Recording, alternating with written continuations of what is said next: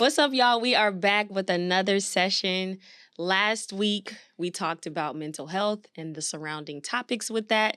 This episode or session, we are talking about therapy. And I'm so excited because that's our specialty. We do it. Yes, I'm Dr. B. I'm a licensed professional counselor. We also have Dr. Mercedes Moore. She's a licensed marriage and family therapist. And Dr. Takesha Hawkins. She's also a licensed marriage therapist. So, Okay. Sadie's, what are our talking points this time? So what is therapy? Yes. Mental health care. Yes. So therapy is a place where people go to talk about their mental health. Mhm. Or mental health is like the caveat. Mm-hmm. But there are so many different topics that fall under mental health. Mm-hmm. Therapy is talk therapy is what we're speaking specifically about. It's a space that you go to talk to a professional who is licensed. Maybe let's start with talking about the different type of therapist. Ooh, I like that. Okay. Because we're all here. But we're all different types of therapists. Right. Well, me and Takesha are licensed marriage and family therapists. And essentially what that means is that we treat mental health or relationship issues within the context of individual couples and families. I specifically work a lot with couples, but I also work with individuals. I do some work with families, but I don't get a lot of families in private practice. Oh, that's interesting. It's either couples or just the children or just individuals. I see. So most of the time, but I think in graduate school, during practicum, they said you got to get creative and help people see that they actually need to come as a family. Yeah. Because people think they need to work on things in different segments. For sure. Where no, we need to work on it together as a whole. Yeah. So Brittany, you are a licensed professional counselor. I would say LPC is kind of more of a general practice, but I primarily work with individuals. That is my cup of tea. And I work with adults. That is also my cup of tea. I did try to work with children. I tried to dabble in different populations, but I found my fit with adults. Okay. So that's what I do. Individual talk therapy, primarily telehealth therapy for the moment. But yes, I work with adults, varying of issues, anxiety, depression, relationships, not couples, but just a person's experience in their relationships, self-esteem. That's like my favorite topic. Self-esteem, imposter syndrome. So kind of whatever a person comes to me with an issue, that's what we address. But self-esteem, anxiety are kind of like my kryptonite kind of thing. Nice. Okay. And for me, I see some children. I used to see children a lot more. I now mostly work with adult women. I work a lot around specifically like the superwoman role or women's issues. I pretty much have a feminist lens in how I provide therapy. Ooh, she said the F word, guys. Ooh, I did. It's what I do. I'm very proud of it. Yes, because we need to decolonize these mindsets, these gender roles, these things that are not really serving us. And that is a great topic. My specialty. That's my shit. Love that. Okay. Yeah. So in the state of Texas, we all fall under the umbrella called licensed professionals of the healing arts. And so there's licensed marriage and family therapists, which is what me and Takesha, and then licensed professional counselors. And then you have the licensed clinical social workers or the licensed social workers in general. And then you also have psychologists. We all provide counseling. Everybody kind of trained differently. But the goal is the same. Right. To provide mental health care. Right. And so speaking of therapy, I would like for people to know that your therapist should be Googleable in the sense of they have a state license. This is also not a certificate, but a license. And so I have actually found that people are sitting down in therapy, but they're not actually sitting down with therapists. So part of this session is to educate people about the different types of therapists, because it can be intimidating. All of the acronyms. People always say, okay, what are you again? Okay, so what's Brittany? Yeah. Yeah. And to even differentiate it a little bit more, psychiatrists are medical doctors, but they also work in the medical field. So they are the medical professionals in mental health. True. And I think we do have to identify with that. A lot of people come to me and say, I went to the psychiatrist. They didn't really help me. They just tried to give me meds. That's their job. They are not there to provide you therapy. They're here to help you work on your mental health in regards to medication and how it's interacting with the internal parts of your bodily chemistry. Right. Best treatment for anxiety, depression, studies have proven that it's the combination of talk therapy and medication. They are not there to give you therapy. No, not at all. Not I mean, at all. I think the longest session you'll get with a psychiatrist is the first session because they have to get your full history so they can properly prescribe medicine to you. But appointments after that are going to be 15 minutes, if not less, because they're just checking in on how the medication is working for you or if they need to make any changes. And so that's important to know because you have the right expectation for which provider that you're seeing. Yes. But more importantly, whoever you sit down to share your mental health journey or relationship issues or whatever problems that you're presenting with or symptoms, they should be licensed. Yes. They should be licensed. And if they're not licensed, they should be a mental health professional or a rehab clinician of some sort, qualified mental health professional. You shouldn't be sitting down with, I want to say...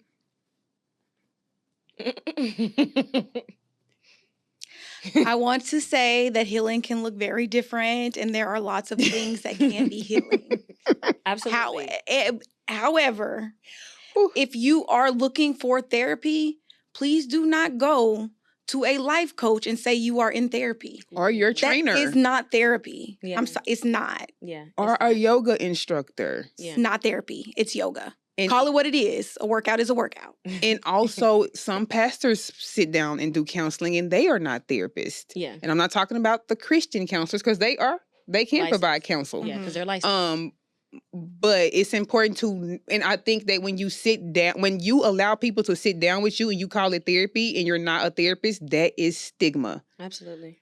That is stigma. Absolutely. Yeah. And you need to question yourself in like this. You are not offering ethical, responsible practices if you want to help a person heal. And again, healing can look very different and happen in a variety of different mediums. I'm here for it. But be responsible with your care. Say what you are here to do. Do not say that you're providing therapy. Do not say that you have these credentials. You don't. But let's talk about why that is problematic. Which part? Sitting down to do therapy with people who are not therapists. Why it's problematic. Mostly when they don't know. It's problematic because it's doing harm. One, because I've had conversations with people who tell me about their therapy experiences, and as I dig deeper, I find out the person they sat down with they were not a therapist. Yeah. So therefore, it leads to people thinking therapy does not work. Therapy is not for me, when actually they're not even sitting down with therapists. Yeah. What are you noticing the things that are coming up that they might be experiencing with unlicensed people that would not probably be their experience for the most part? Not to say that there aren't some. But wouldn't be as likely with licensed therapists. So what I have heard from people is from couples. What I've heard is that there was really no space given to the fact other than you need to submit to your husband. That's something I've heard from couples. And so I think that's problematic because then two people are not being heard in that space. Right. And then another one is also, it getting back to somebody else. And then also it being used in a way that is not helpful or productive for this person because it's coming up outside of the space in which they shared it in. And then also no real interventions. Other than you should just get over it. That's the main difference. I was about to say that for me is the main difference too, is the intervention part. Because you can talk to anybody. Right. But those people outside of their lived experience don't have an array of interventions. I don't know if people know what you mean when you say lived experiences, because we talked about that in the last session. So what are lived experiences? Lived experiences are the way that we all individually navigate through life. And so all of us have our very own lived experiences, and we have to all be we all have to acknowledge and be aware that everybody's walk of life looks different. Yes. So even our siblings who grew up in the same home with us, we all have different bodies. We all maybe have different hair. We all look different. Our minds are all different. We maybe go to different schools, or we get different versions of our parents based on how they parent. That contributes to our very different lived experiences and how we process the world. So lived experiences are essentially like my childhood is a lived experience, right? All of your life, yes. Right. So when you think about therapy and people show up with their lived experiences, what is appropriate for therapy, the therapy space? A lot of people ask me, not a lot of people ask me, but a lot of people question, what am I going to therapy for? A lot of people don't know if they should be in this space. How do people know they should go to therapy? That's a good question. I feel like we all have a moment where it's like, I don't know now. I'm feeling distant from myself, or things are a bit stressful. My life is different. It turned out different than I anticipated. Like, I think people think that you have to have extreme trauma or have lived these super chaotic lives to go to therapy, when it could be a good, healthy maintenance practice for you. Because you could still have self-awareness and still go, right? Like, absolutely. I think it's you go if it's you feel you're trying to work through your thoughts. You realize that people aren't as available. Friendships are changing. It's just different life changes sometimes that ends up, because like I said, I feel like we all have, whether we're avoidant or not, I think people have a moment where it's like, yo, I don't know. Whether you feel it physically or emotionally. I was about to say, even when that just general like confusion, for me, when a general like confusion even pops up of, I maybe I don't know how I'm feeling. Maybe I don't know what I need right now. I don't know if I'm, like you said, if I'm going left, if I'm going right, what's what. So maybe I just need a different type of support, or I need somebody to help me kind of make sense of where I'm at and what I need. Because I don't know, but I know something's off. Yeah. Okay. So then the signs in which something is off. Let's speak to that. So if you think about, like, if you are struggling to get out of bed multiple days in a row, if you are not taking a shower for weeks. I was going to say, look at what is different in your life. If you no longer find enjoyment in things that you once found enjoyment in, positive things that you once found enjoyment in, if you're feeling hopeless, if you're not tending to like your hygiene, not just showering, but like maybe brushing your teeth and clean. I mean, just neglecting these things of yourself, something is off. Absolutely. And those things, though, are some of the more traditional. Those are traditional symptoms of but they still are happening to depression people. happen. They are. I will say that I've noticed working with Black and brown people, it look a little bit different than that. Because you ask them about showering, they like, nah, bro, I ain't got no. That is true. I'm good on that. You ain't never got to worry about that. Black people will still take care of their hygiene. Actually, so look at the other. There are other things you can look for. Sometimes people have difficulty with connecting or having long-term relationships, friendships, romantic. That sometimes is a sign to, something's not. Intimacy. That's something that. So people are feeling disconnected, not only from themselves, but from the people in their lives. Yeah. Look at what's coming up different for you. Because I know even for me, if I am having more nightmares, that's a signal to me. Because I don't have nightmares. Sometimes I don't even really just dream like that. So if I'm having a nightmare, I know for me, because I've paid attention, I've checked in with myself, how I'm feeling on a day-to-day. Right. Oh, you're overwhelmed about something, or you're stressed about something. Something ain't like, things aren't lining out, and this is how it shows up in me. Right. Okay. Yeah, for me, that's why I think resiliency is a slippery slope. It's a very slippery slope, girl. I can do, and I can keep going, and I can do it successfully. And that's the Black and brown community. So just because you're still going to work and paying the bills and keeping your house clean. Right. Is shouldn't be the indicator, shouldn't be the scale that you're looking at. Exactly. So think about managing your mental health. Okay. That's a good point. That not for Black and brown people. I said that's a good point. Yeah. So I think that's a good point about what you just said, the high functioning side of the downfall of your mental health. It leads to you kind of being extreme in some areas, such as going to the gym. That's a big one. And one of the biggest misconceptions is that people like to say the gym is therapy. The gym is therapy. The gym is my therapy. Oh, this is therapy. So I'm always like, I used to get really upset when people say that. It used to piss me off. But I become curious now and just ask, have you ever been to therapy? Because if so, there's no way you think that the gym is your therapy. Yeah. But they're like, no. But it is, though. I say, no, it's therapeutic. Right. Therapeutic, because therapy is when you sit down with a licensed mental health professional. I want you to go to the gym. You know what I think? Therapists tell people to go to the gym. I don't know if trainers say, hey, man, maybe you should go talk to somebody. You seem to be I mean, there probably are some out there, but on a larger scale, you are correct. I often wonder, too, how to bridge that gap with the type of language that people use, because people understand things in their language. But that's stigma. Right? Yes. When you say the gym is therapy. Correct. But I wonder then how do we make things relatable then? Tell me more about what you're saying, because I'm confused, I think, a little bit.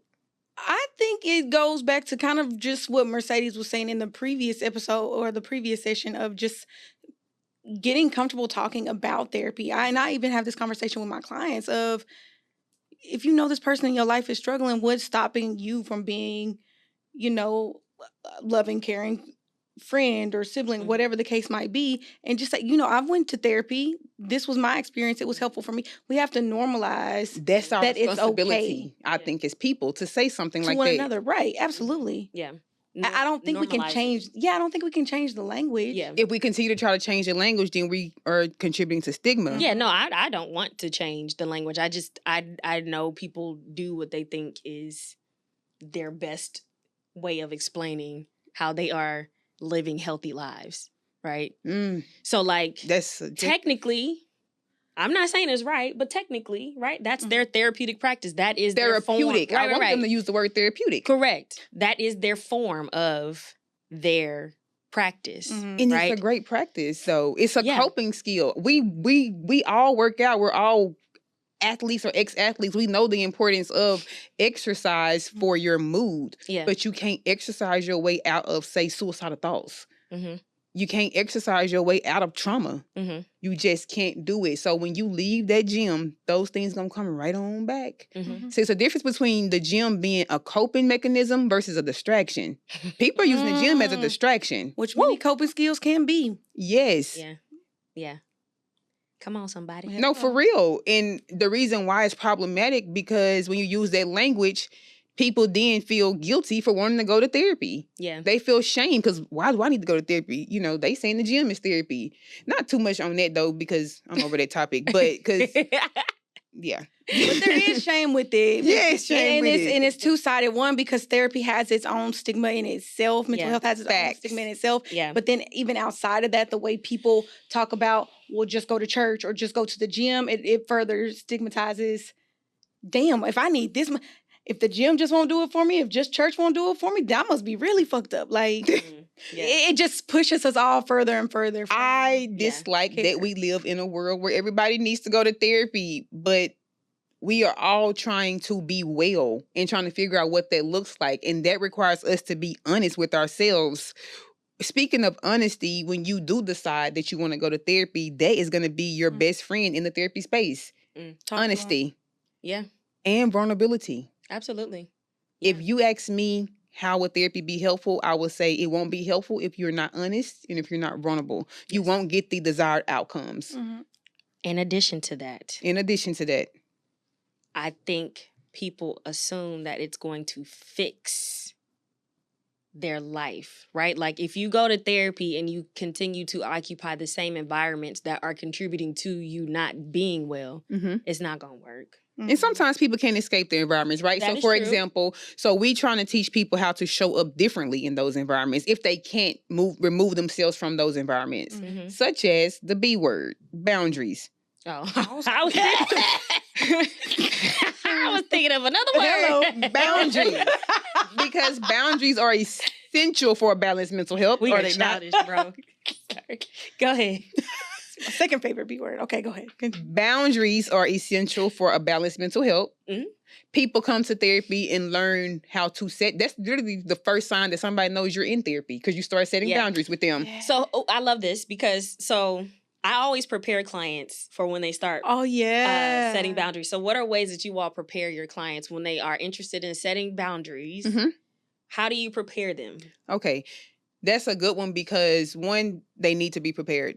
But because it's going to catch them off guard, how people are going to be drastically offended by them setting boundaries. But I kind of tell my clients, because 9 times out of 10, now not all of them, because some of my clients don't care, but 9 times out of 10, you will feel guilty for setting boundaries. And I always tell people you won't set boundaries without feeling guilty. One, because you care about people. You care about these people so much so that you're willing to put yourself last because you have no boundaries. And now as a result of that, your mental health is kind of dwindling. Mm-hmm. And so be prepared for you to feel guilty, mm-hmm. but let the guilt guide you in a direction where you're honoring yourself and not kind of reneging on what you know you need to do. For sure. Which is set the boundary. For sure. And I always tell my clients to follow up with that, that if setting a boundary that only helps you and doesn't harm anyone else, mm-hmm. ruins the relationship, then that's probably not a safe and loving person anyway. Yep. Because you taking care of yourself shouldn't be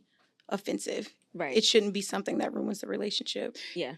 Also, but people are used to you showing up a certain way, so the change does throw them off. For sure. So I always give them time to adjust. And right. I always tell people, communicate. Hey, I need to do things differently because the way I've been doing it is not working for me. So I may have some better boundaries, just for my own mental health, and that really going to give you all you need to know about what this person think of you, because they're either going to be one, super supportive, or they're going to make their little jokes. Mm-hmm. Because that's what happens. Mm-hmm. And then that means you need to talk to your therapist about how to move accordingly with that relationship. I'm not saying cut people off. I'm saying talk to because this is so that we can speak to the fact why therapy is helpful for talking about things such as this. Mm-hmm. Yeah. Yeah. Britt? What am I saying? Preparing clients for? Yeah. Okay. For setting boundaries. Kind of the same thing. I always say just pay attention to how people respond to you being a little bit more assertive where you weren't before. Facts. Or just you kind of, I don't want to say limiting your access, but kind of just doing things, learning how to do things that you don't, or not doing things you don't want to do, right? Mm-hmm. Like just pay attention to, because you might not know how to respond when somebody like comes back at you mm-hmm. with, it's kind of like, oh, that's an observation, like mental notes, right? Mm-hmm. So it's kind of like, what I essentially say is don't be surprised if people respond in a way that isn't mm-hmm. encouraging or empowering or affirming. Mm-hmm. Correct. Or affirming. What you said can lead to guilt and lead to all these other things. And for me, I usually always turn that back to, now this is a boundary that you have to set with yourself. Yes. To release yourself from the responsibility of making them feel better about your boundary. Because you can't be at peace with them at war with yourself mm-hmm. at all. Mm-hmm. And you have to, when you go to bed at night, you have to be able to sleep with you. Mm-hmm. That means you have to honor yourself. And boundaries mean I am honoring myself. Right. And then consistency mean I am going to continue to honor myself because I am establishing a healthy relationship with self. Mm-hmm. Because you can't, because it's not sustainable to be any other way. What is going to lead to? Resentment. You're going to resent the friendship. You're going to resent all these things. Yeah. I feel like you want to say something. Yeah, no, I was just going to ask, what do y'all think are some misconceptions about what boundaries actually are? Or ways that you've seen people set boundaries, but it's really not a boundary? Ridiculous ways. I will say a misconception that I continue to see is boundaries is not intended for you to control the people in your life. No, not at all. It's not intended for that. It's not also intended to be mean about it. No, not at all. Say it can be, people can be mean. Yeah, right. People can weaponize it. Yes. What does weaponize mean? They can essentially turn something that is supposed to be a good thing or vulnerability or like a caring, safe thing. Like giving consequences? And you make it then a weapon, because a boundary is supposed to be something that empowers us. It's it's a tool for all of us to use for empowerment. Okay. People weaponize that when they take it and they say, a boundary of mine is not cleaning the bathroom, so you need to clean it every night yourself. I have never heard that. People out here saying this? I haven't heard. Yeah. It's ridiculous. What? Like, I'm not going to do this, so you have to do, because it's a boundary. Because because everything's a boundary. Yeah. No, it's not. That's not a boundary. Yeah, I think people don't understand. That's manipulation. It's manipulation, and boundaries aren't intended for control. And I think I actually had a conversation with a client about this like sometime last year. And the response was like, well, then if they can't respect that, then there are consequences. I said, okay, hold on, wait. Okay, so you're calling your client out in therapy about this. Yes. So therapy is also a great place for accountability. Yes. I said, okay, explain to me what you mean by consequences, because this is somebody that you live with. What are consequences? Because you can't just cut somebody off if you live with them, right? Like, but that comes with that effective communication. Yeah. And not the passive aggressiveness. Right. What's the difference in effective communication versus passive aggressiveness? Passive aggressive, or just having a general conversation that isn't. So effective communication requires you to tap into a level of vulnerability. Passive aggressiveness means you don't get to be vulnerable. You get to kind of attack people and criticize them. Versus effective communication is saying, taking ownership of what you're saying versus saying you did this to me. Right. Is really leading with, I feel this way. Of course, it sounds so preschool to say, I feel this way because you did this. But that is effective communication. That's you saying, I feel this, taking ownership of your emotions, and I would like to have a conversation because I don't want to feel like this. Right. It's a responsible, direct way of communicating what it is you feel or have been thinking about, whether it be the relationship or whatever the issue is. It's being more direct about, because passive aggressive is like, I don't know, it's talking around what the issue is, right? Like, well, you didn't do the dishes, so I decided to not go to the grocery store. Shame, blame. The way I look at it is, one is problem focused.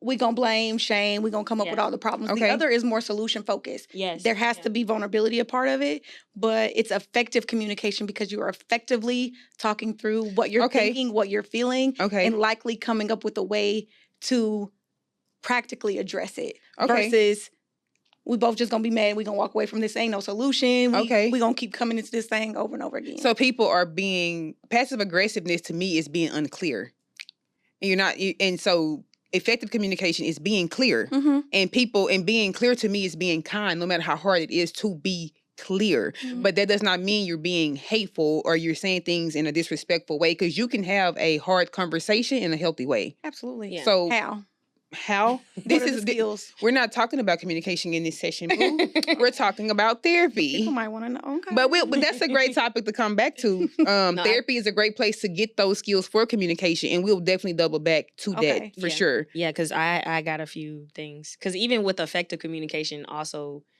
means that you have to encourage a productive conversation, right? Effective communication does not mean it's just you talking. No, it's not. Right? It's a feedback loop. Both parties. It's a feedback loop to converse in that moment.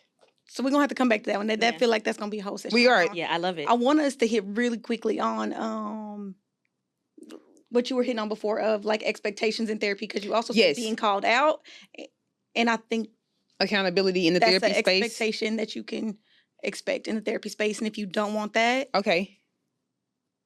you might want to sit and think about maybe why you don't want to be called out, and if therapy is the kind of healing that you're looking for. So basically, how to prepare for therapy. Love that. How to prepare for therapy. One, I would say, take some notes about how you feel. Yes, I was gonna say that. Take some notes about things that have changed in your life. What's keeping, in order to do that, reflect over what's keeping you up at night. What can you not stop thinking about? And understanding that when you come to therapy, like you just said, there is so I think what I have about therapy and how to get the best outcome is, one, there has to be honesty, vulnerability, and accountability in the therapy space. And all of those require work. And I'm not talking about work like pushing a vacuum cleaner. That's not the type of work I'm talking about in the therapy space, but it's hard work. Hard work. That's a great way to put it, T. It's not me. I can't remember the reference right now, but somebody said hard work. That's a great word. Hard work is some of the hardest work you'll ever do. Yeah. Yes. I love that. How to prepare for therapy. Somebody else. Hard work. Okay. I love that. So when you come to therapy, therapy is not a pill that we can give you that's going to take everything away. Therapy is a lot like the gym, actually, in regards to working out something. I was going to say, but you're working out something different. You're working out something differently. Right. And so if you come to therapy and you say, "Oh, I'm not sleeping well. I don't know what to do about it." And the therapist say, "Okay, well, let's talk about a bedtime routine." That sounds so simple. That sounds like, oh my God, that's not going to help. But that's the work. Really committing to changing your bedtime routine. Or for example, I have anxiety. Journaling, that's the work. Ooh, that's work. And journaling is underrated in regards to it is the importance of it is in regards to like managing your thoughts and your emotions. Yeah. Those are some of the things that we hold people accountable to do in regards to the work. Yeah. When it comes to therapy. Absolutely. Yeah. And because you have responsibility, in your healing. You don't get to show up to therapy and put all the work on the therapist. Correct. That's a good point too. You're not going to heal that way. This is my therapy space is a mutual responsibility space. Yes. It's my responsibility to help you see what's not working. It's my responsibility to try to provide you with interventions in a way that feel good and right for you. It's your responsibility to do the work outside of the therapy room. Okay, what is the therapist's responsibility in the therapy room? 1, to provide the safe space. Okay. That's number 1. 2, there is a guiding practice when it comes to that, but I try to, I don't know who I got it from. I don't know if I got it from you or somebody else, but it's like, yes, technically, yes, I am the expert, but you are the expert of your life. So how do we encourage more of that? Oh, absolutely. Forward thinking of like, oh, I can make these decisions, or I can also write down goals Facts that I want for myself. That's right? that's a collaborative approach. Correct. And that's and sometimes a therapist may not take on that role, and people may not know that this is what they need. So I'm here to say that a skilled therapist will take on that role because that empowers people and give them autonomy. I want to note when y'all say empower and when you say them to be a collective part of this process and treatment planning, these are all feminist therapeutic practices. It's an egalitarian relationship. We both get to be humans here. You have power here. I don't have all the power. I acknowledge I might have the skill. I always say but that. you are just as responsible and capable of being in this space. And I want you to know that I trust you. Yes. And so care for yourself. So let me help you do that. Yes. Facts. That is how the first thing I think a therapist, my role as a therapist is to instill hope and to affirm, which is kind of what you just said. We have to instill hope because unfortunately when people get to us, they are sometimes hopeless. Because we are a reactive society, so it's only right that people come to therapy once things are already falling apart. And that's kind of like what we're seeing right now, which I don't mind it because we have the skills to address that. But just know when you do come to therapy, it will take time. One, you got to build rapport. We got to build rapport with each other.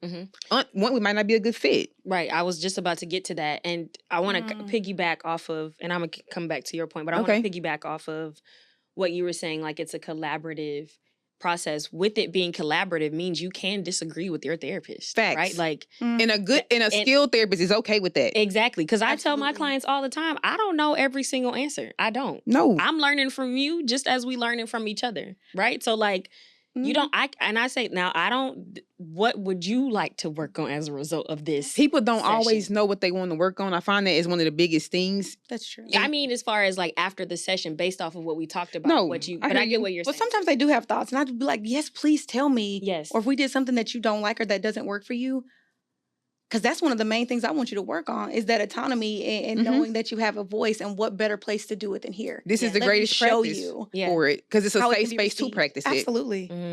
Okay. Let me normalize that it can be, it's okay. Okay. You get to have this and it ain't gonna hurt nobody. Ain't gonna hurt nobody. Okay. So how do people pay for therapy? Ooh, I love this answer because there are a few things. You about to say something? Nah, I just said I want to go back to how do clients know when when the therapist might not be a good fit? Okay, that's a good point to kind of. Well, you want to come back to that one? No. We can talk about that. That and then come back? Yeah. Okay, go ahead, T.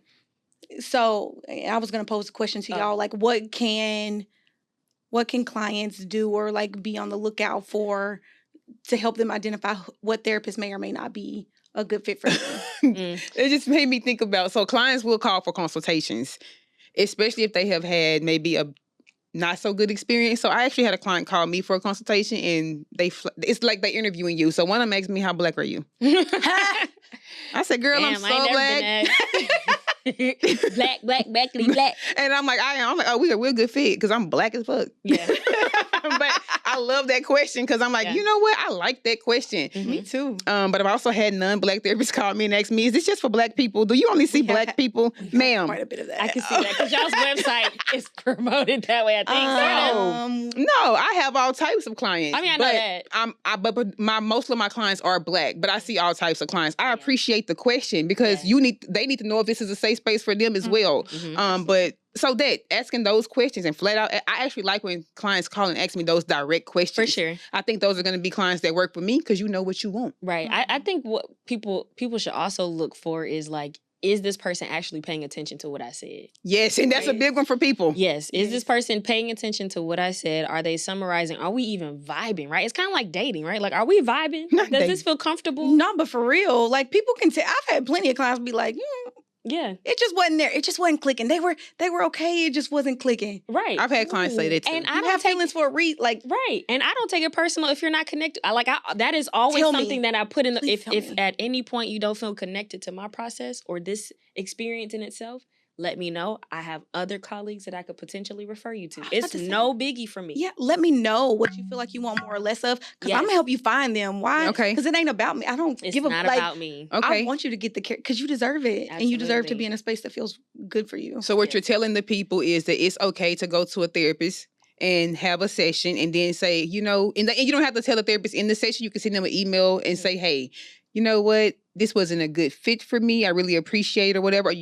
I think as therapists, we would appreciate that. I was just about to say that. I am going to validate you so much and say, I am so proud of you. And I am so glad you know what you want and what you need. Please let me know if you need help. Okay. Finding somebody that's a better fit. Do y'all ever feel a way when like a person doesn't say anything and then like you try to follow up and then they don't respond to the email? But I don't feel a way, but I know it's because they maybe feel ashamed that they have stood you up. But it's also important to know that if you are in therapy and you're working on something with your therapist and you retract from that or you do something that you are ashamed of because you and your therapist have worked on it and you kind of are regressing, you can still come back to therapy. It's a safe space. We're not going to shame you at all. Where people think they're getting a grade. They're like, oh, I did, but I tell them all the time, you're not. You're human. Okay. I'm not your coach. I'm not going to make you run labs. Not you're not going to get no whoop. Like nothing's going okay, let's talk about it. We will talk about it. I will try to. We will have a talk about accountability. Yes. And does your goals need to change? Right. Mm-hmm. Did this change for you? Because that's okay. But that's one of the reasons I think people stop coming back to therapy is because they have kind of fallen off in what they said they wanted out of this space in regards to their goals. So such as going back to an ex. Yeah, that's been the main. Them all the time. You get to, but you get to change. All the time. You do. You're. I tell them all the time. You worried about me and what I think about it. That's my disclaimer. I don't come to this space worried about me. No. That's one of the disclaimers I have to give couples. That this space is not for you to manage your character for me. Right. Love that. Don't be a perfect client. Don't be a perfect client. I need you to be honest because that's how we get the best outcomes. Because you're going back to your life. Exactly. Mm-hmm. I don't feel one way or another. I'm here to help. I care about you. Mm-hmm. The only way I can adequately care about you is if I'm tuning into what you're saying, what you want, what you need, what's changing. Yeah. That's all I care about. For sure. And that can change. So we are all women here. Do any of you see men in therapy? Yes. Okay. How is that experience? I have a lot of men on my caseload. I've been pretty fortunate that they're receptive. They are receptive, especially the Gen Z men. Yeah, it's one of those, how can I explain it? There's a little guardedness, but I think a lot of people are, right? And then after a session or two, it's like, all right, I could relax a little bit. And I've had to encourage some, because mid-sentence, I actually don't know why I'm here. Or I don't know what I'm talking about. And so I'll say, well, let's maybe focus on how you feel after talking versus what you want to come to the therapy session to talk about, right? Like, do you feel a little bit more relaxed? Like, was it just nice to just talk? Like, how often do you really get a full hour to talk about yourself? Right. Take advantage. Okay. So I've been fortunate enough to where they're receptive. We work well together. And I still got some on my caseload that I've been seeing for a minute. Me too. Yeah. I like seeing men in therapy. It's a little slow at first because sometimes they challenge with saying what they really feel. And so when you kind of help them show up in this space as just human and also it's okay if you want to cry about this. Yes. And it's also okay for you to say, man, they really hurt my feelings. Like, because some men come and they talk to me about like issues with their moms or their dads. Because they're human, right? So they don't just get through life without feeling some of the same things we feel. But most importantly, letting them know that you are more than your pockets. Right. Because a lot of them have, a lot of men, they talk to me about their dating, right? And I'm like, whew. I'm like, if I can just put you with the client that's saying this, I'm almost about to be a matchmaker here. But they're talking to me about dating, and these are their lived experiences when it comes to dating. And I'm like, okay, well, you know, what was it about this particular woman that it hit your ego like that? And so they be like, you know, she was fine. So then I have to challenge them. Okay, well, what else? What else?